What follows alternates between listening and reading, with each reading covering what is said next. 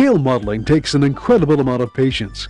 It's a craft that not only requires a finely tuned sense of physical dexterity, but when the craftsman must create from mere raw materials and a plan of his own, it becomes an art form that requires a sharp mind capable of capturing in scale a true-to-life perspective, especially when the artist attempts to recreate in scale a familiar landmark.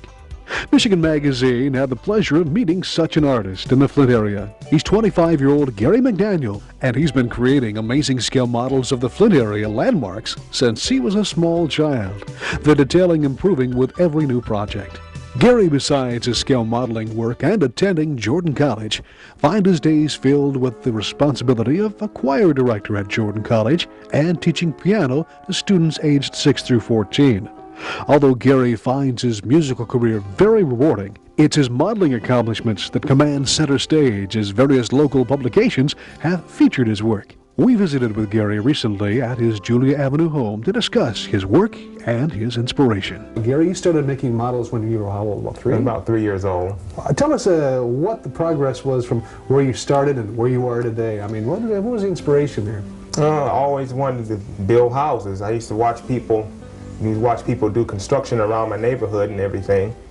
And I said, well, I want to do this. And so I started with notebook paper, trying to make houses from notebook paper, and using marker to draw the windows on and everything. And then I worked my way up to construction paper by the time I was about 7 or 8.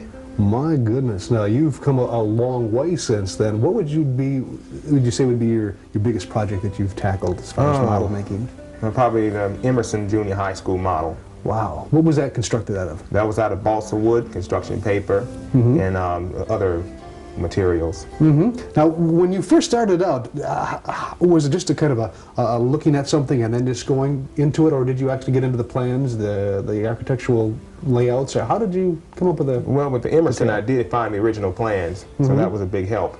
So all I had to do was figure out the scale I was going to do it in. What type of materials do you use? You said balsa wood. I understand that you did something in toothpicks also at one time? Yeah, that was the older model. That's when I first started using wood. I used toothpicks and craft sticks. Now you're working here on the Martin School. This is the school one of the schools that you attended, right? Yes, my elementary school. Tell us a little bit about this model. Okay? Well, this was a particular model that's set in 1957. So I set it back in the old days so it'd be less buildings to build, because now they have 2 new additions on it. They were built in the 60s and the early 70s. Is this the way that you remember it? Well, no, we're not. This is they've had some changes since then. Right, and a lot of changes since then. Okay, let's tip this up. Can we tip this up a little bit, Gary? Yes, sir. Okay, take a look at some of the detail you've got inside here. Now, when you first get into, you actually looked at the plans back then, right? Right. Okay. What was the first step that you did to create the detail that you have here?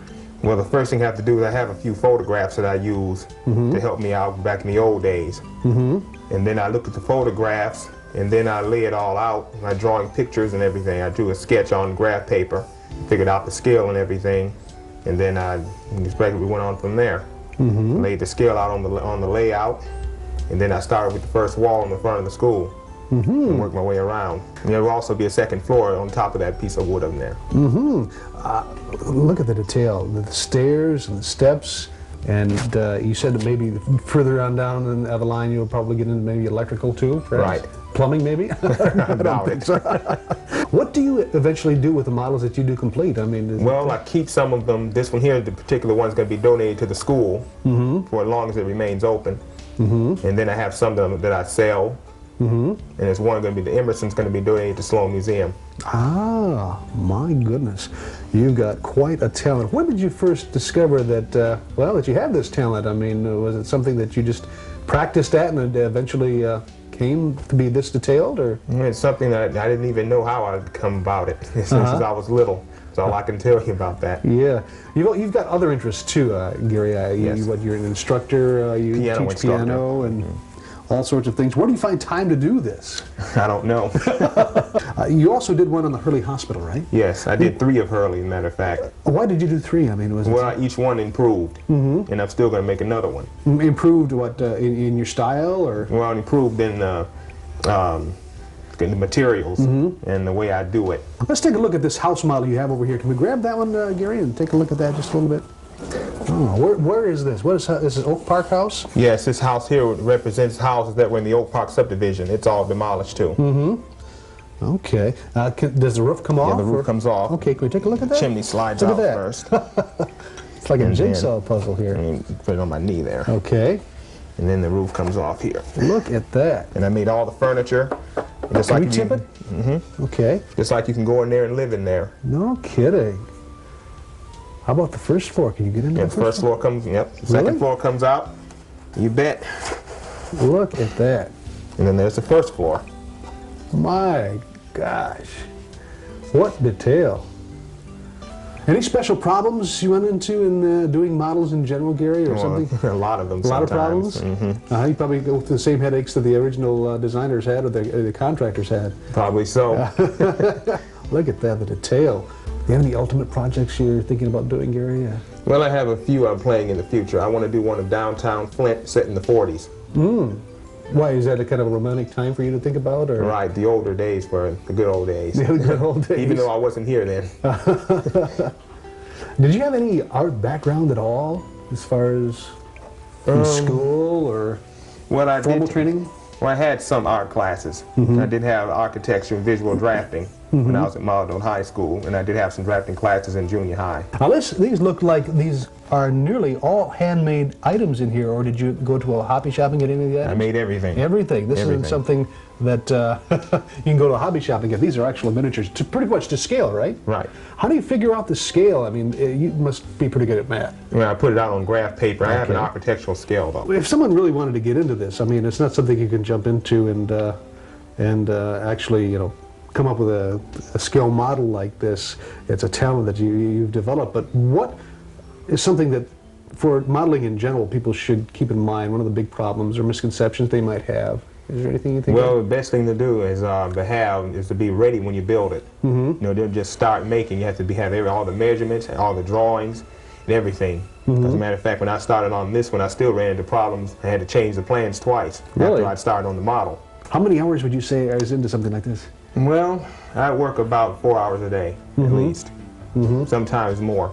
Do you find yourself getting lost in doing them? I mean, finding yourself totally concentrating and wondering where the hours went? Sometimes I'm taking almost the whole day. Really? Yeah, on a Sunday or something when I have piano students. And I can work on it longer on a rainy day.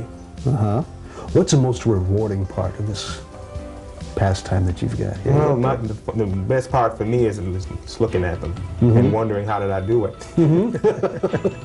Is it getting to be more of a serious pastime for you now, isn't it? Yes. Well, what are your plans now for the future as far as modeling goes again? Well, like I said, I plan to build a few more models.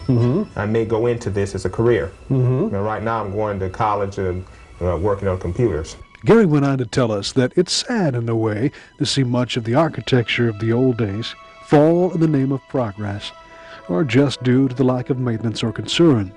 Gary still recalls with nostalgia those early days he spent here at the Martin School, recalling his teachers back then by name with fondness, and thankful he's able to save through his modeling at least an accurate replica of such landmarks in Flint for future generations. Well, once again, Gary, thank you very much for taking time out of your schedule and telling us a little bit about what you have here. And it's something that we can all appreciate now. Hopefully that there's some parts of the Flint area that might be disappearing. You'll have it in posterity in the form of models. And we wish you the best of luck and keep it up. Thanks a lot, Gary, for appearing in Michigan Magazine. My pleasure. Great.